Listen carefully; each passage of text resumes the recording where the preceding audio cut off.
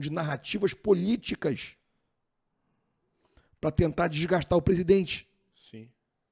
Isso, para mim, eu não tenho também nenhuma dúvida.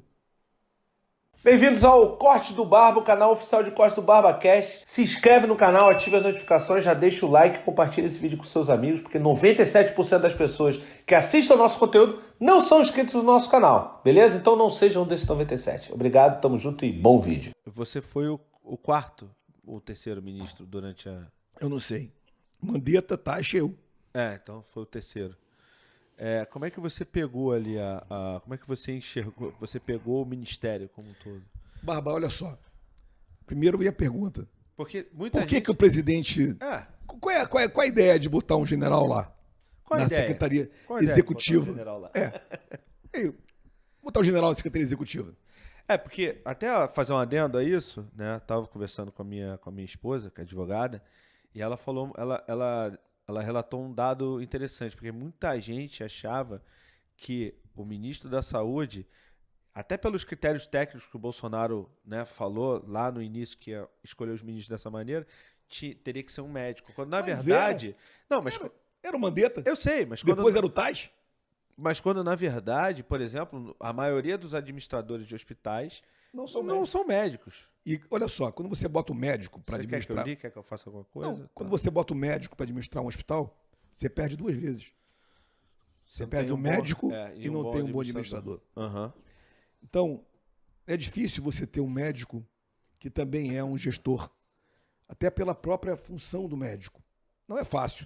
Existe? Claro que existe. Existe os dois? Claro que existe.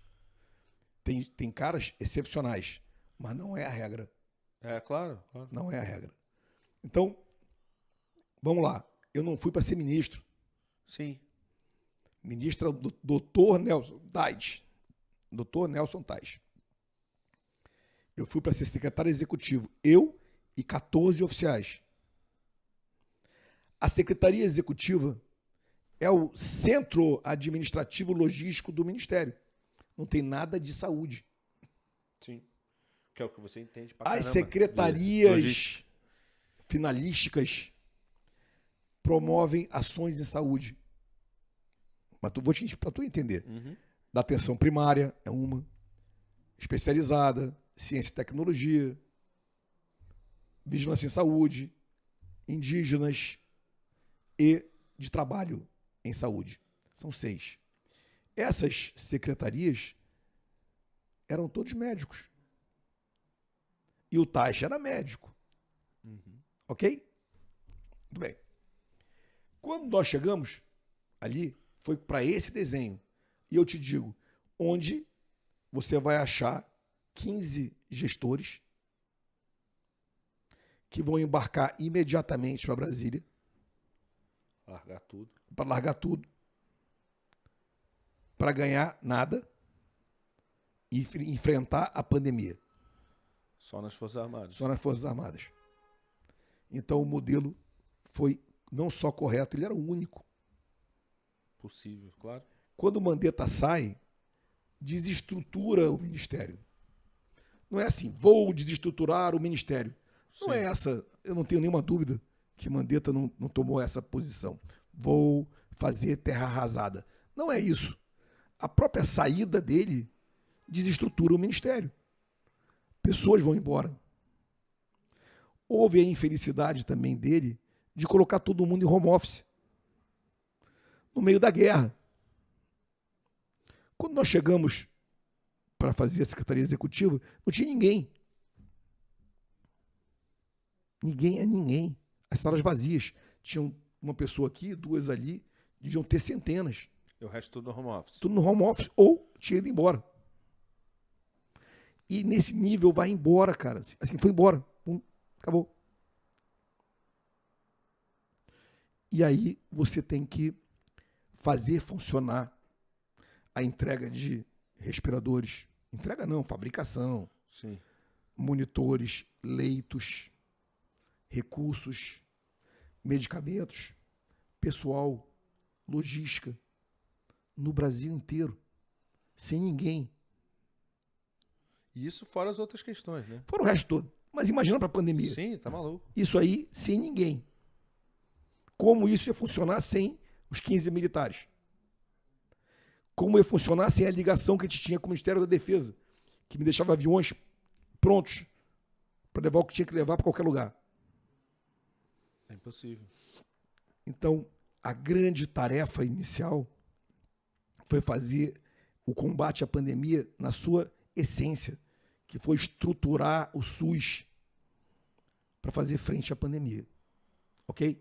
Isso foi feito naquele mês na Secretaria Executiva comigo lá. Quando as coisas começaram a clarear, o TAS pede para sair. Olha como a pergunta, ela... Por que botou um cara que não era... Olha só, Sim. longe da pergunta... Foi se encaminhando. Longe da posição. Isso é uma posição... Até de planejamento. Nenhuma, né? nada. Claro. No momento que o TAS vai embora, Você tem que se virar. eu tenho que assumir interinamente. Sim. E aí, quem é que quer assumir no lugar do TAS? Você mesmo. Tem tu, vai tu, né, meu irmão?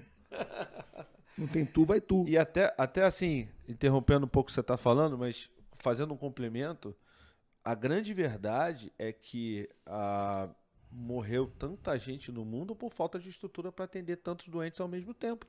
Olha, A questão foi mais estrutural até olha, do que a letalidade da doença, talvez. Eu não olha sei, só, eu acho. ninguém sabe. Olha, a única coisa que eu posso te dizer com todas as letras é que o percentual de óbitos em relação ao número de habitantes no mundo é muito similar. Sim. Isso é um dado. É muito similar. Com vacina, sem vacina, com lockdown, sem lockdown, com máscara, sem máscara, ou seja, nós ainda vamos compreender a doença causada pelo coronavírus com o tempo. Não se sabe nada ainda. Tudo ainda são pesquisas e entendimentos. Mas vamos aos números. Os números são muito similares no mundo inteiro. Percentual, né? 0,2, 0,3, 0,25, 0,19, 0,23, 0,31, 0... Esse é o percentual de óbitos por população. Sim. No mundo. Então, vem a pergunta. Qual foi a melhor solução? Qual foi a melhor solução? Qual foi o melhor trabalho? Eu posso te dizer que, na minha interpretação, daquele momento, com o que eu tinha de dados, o melhor trabalho que eu vi acontecer no país aconteceu em Belém. Por quê? O que você acha que se deve isso? Pela forma como foi tratada a pandemia em Belém. Eu fui umas 2 ou 3 vezes acompanhar e vi os resultados. E acompanhei os números. E tentei replicar aquilo, levando inclusive modelos para o Brasil. Mas o que eles fizeram de diferente em Belém? A primeira coisa que eles fizeram foi desconsiderar o fique em casa até ter falta de ar. Sim. Eles montaram policlínicas com imagens, testes, exames, etc., tomógrafos. A população ia imediatamente procurar o médico e ali o médico fazia o diagnóstico da pessoa, oficialmente, e apoiado ali nos exames e imagens, etc. E a pessoa dali já recebia o tratamento farmacológico e não farmacológico previsto pelo médico. E ali mesmo a pessoa recebia o que o médico passava. E a partir dela estava acompanhada. Então, Tratamento iniciado. o tratamento iniciado o mais rápido possível. Uhum. Além dele fazer as policlínicas, ele pegou ônibus e criou unidades básicas ambulantes, fazendo exatamente isso nos bairros mais afastados. Então, tu levava o médico na casa das pessoas. Tu não pode mandar a pessoa ficar dentro de casa de lockdown se você não pode mandar o médico lá. Sim. Então, senão o médico vai para casa também. Então, resumindo, essa proatividade no atendimento das pessoas, no diagnóstico e no tratamento, salvou, na minha visão, Belém de ter a catástrofe que aconteceu em Manaus. Ok?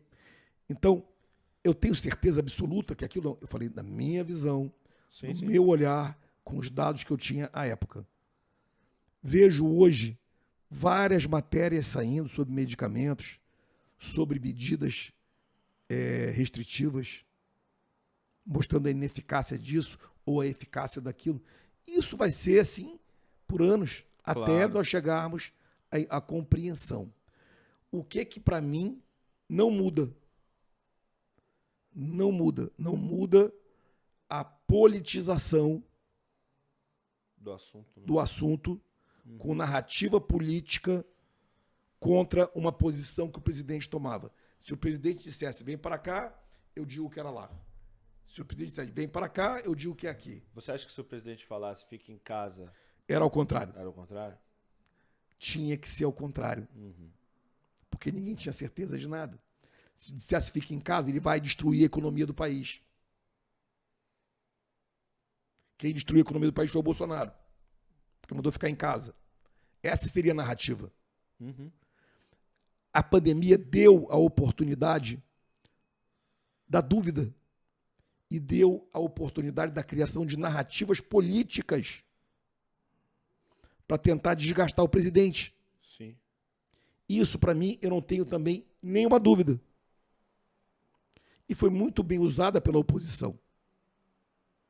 Tanto no dia a dia quanto na CPI. Agora, para concluir essa minha posição sobre a pandemia,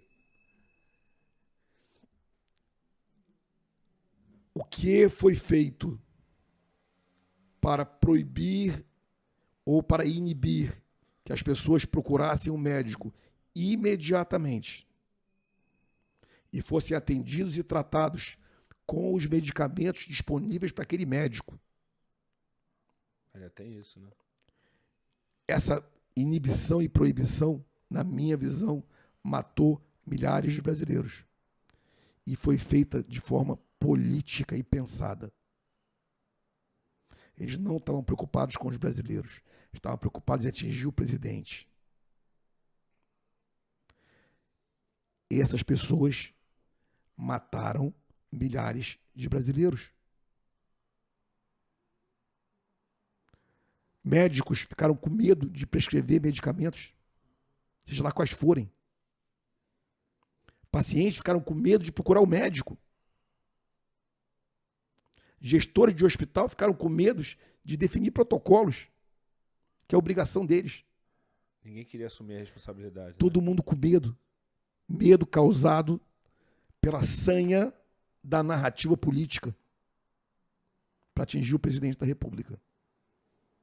Isso precisa ficar claro, precisa ficar muito claro. E eu via isso no olhar das pessoas.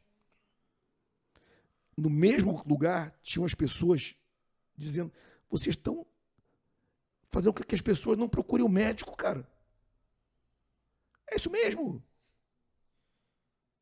Surreal, né? É surreal. Então, isso para mim é uma ferida que está aberta. Está aberta essa ferida. Fiquei calado o tempo que foi necessário ficar calado.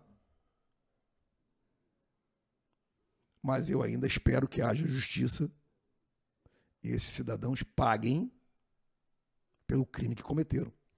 Crime de lesa pátria. Crime de lesa pátria.